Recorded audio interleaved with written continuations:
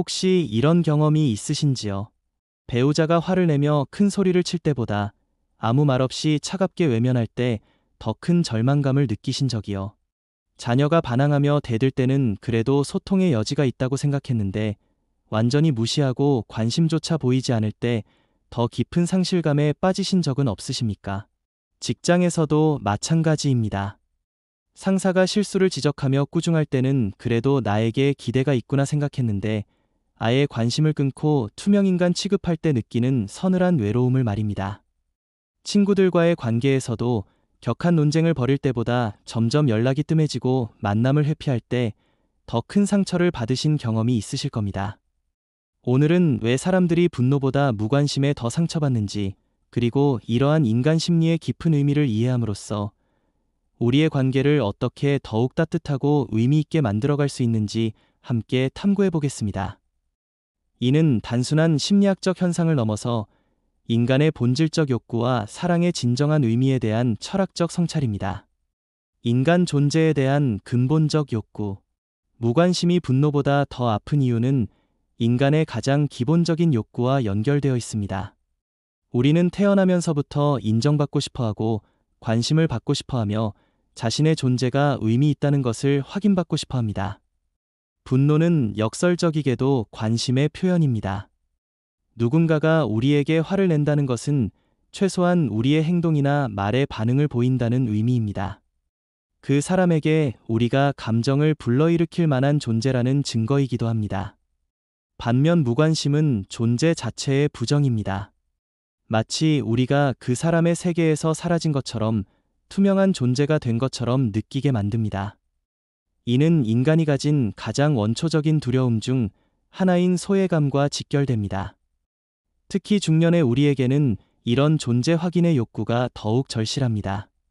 사회적으로는 은퇴가 다가오면서 자신의 가치에 대한 의문이 생기고 가정에서는 자녀들이 독립하면서 부모로서의 역할이 줄어들기 때문입니다. 사랑의 반대는 미움이 아닌 무관심. 많은 철학자들과 심리학자들이 지적했듯이 사랑의 반대는 미움이 아니라 무관심입니다. 미움에는 여전히 강렬한 감정과 관심이 담겨 있지만 무관심에는 아무것도 없습니다. 그저 존재하지 않는 것처럼 취급하는 것입니다. 부부 관계를 생각해 보십시오. 서로 다투고 화내는 부부는 아직 희망이 있습니다. 그 분노와 갈등 속에서도 상대방에 대한 기대와 애정이 남아있기 때문입니다. 하지만 서로에게 완전히 무관심해진 부부는 이미 관계가 끝난 것이나 다름없습니다. 자녀와의 관계에서도 마찬가지입니다. 반항하고 대드는 자녀는 여전히 부모에게 관심을 갖고 있고 인정받고 싶어 하는 마음이 있습니다. 하지만 부모에게 완전히 무관심한 자녀는 이미 마음의 문을 닫아버린 상태입니다. 직장 생활에서도 상사나 동료들이 나의 일에 관심을 갖고 피드백을 준다면 설령 그것이 비판적이라 할지라도 성장의 기회가 될 수 있습니다. 하지만 아무도 내 일에 관심을 갖지 않는다면 소외감과 무력감을 느끼게 됩니다. 감정적 연결의 중요성. 인간은 본질적으로 사회적 동물입니다.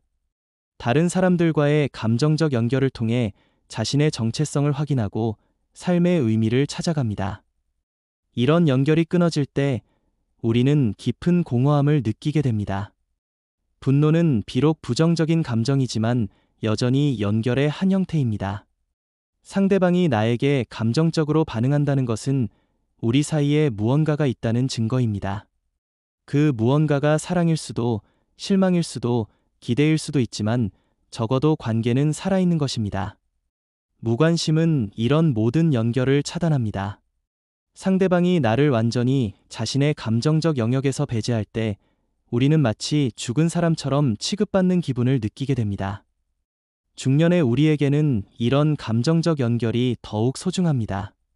젊을 때는 많은 사람들과 다양한 관계를 맺지만 나이가 들수록 진정한 의미를 가진 관계의 수는 줄어들기 때문입니다. 존재 인정의 심리학. 심리학에서는 인간의 기본적 욕구 중 하나로 존재 인정 욕구를 꼽습니다.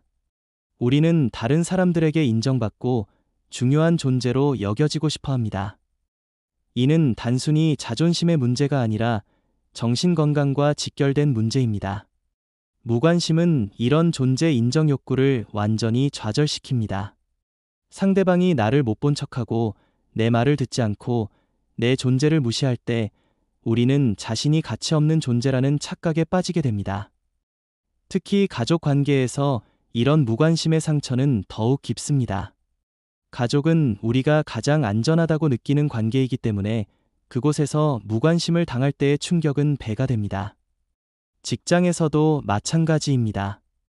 열심히 일했는데 아무도 알아주지 않고 의견을 말해도 귀담아 듣지 않을 때 느끼는 무력감은 단순한 실망을 넘어서 자아 정체성의 위기까지 불러일으킬 수 있습니다. 소통의 기회로서의 분노. 역설적이지만 분노는 때로 소통의 시작점이 될 수 있습니다.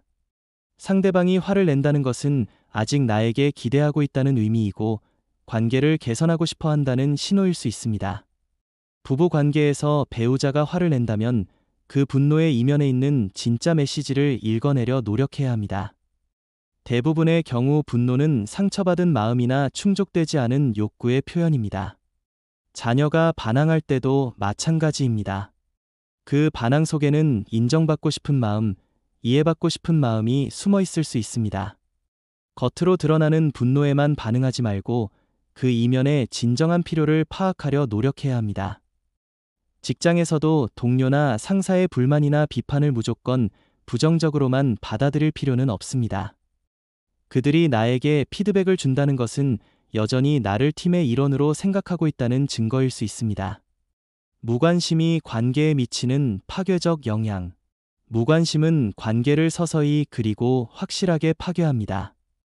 분노나 갈등은 폭풍우와 같아서 격렬하지만 지나가면 다시 평온을 찾을 수 있습니다. 하지만 무관심은 가뭄과 같아서 서서히 그리고 확실하게 관계의 생명력을 말려 죽입니다.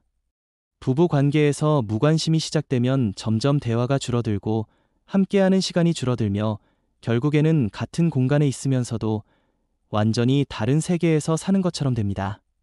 부모와 자녀 관계에서도 무관심은 치명적입니다.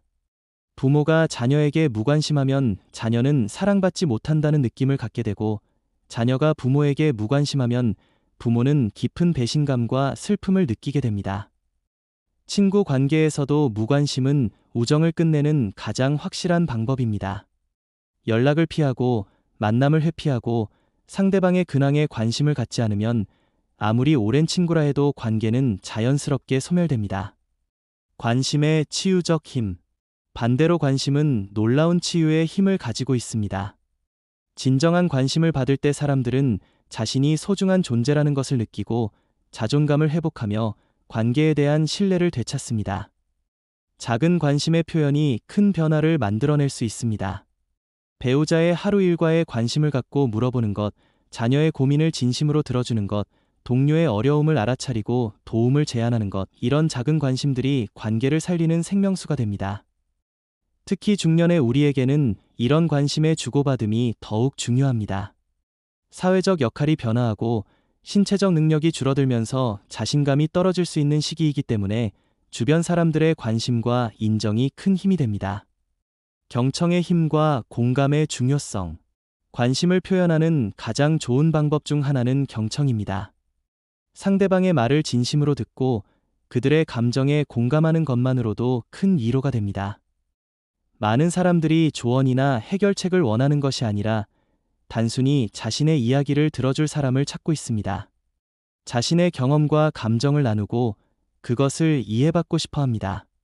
배우자가 하루 있었던 일을 이야기할 때, 자녀가 학교에서의 어려움을 털어놓을 때, 친구가 고민을 상담할 때 우리가 해줄 수 있는 가장 큰 선물은 바로 진심 어린 경청입니다.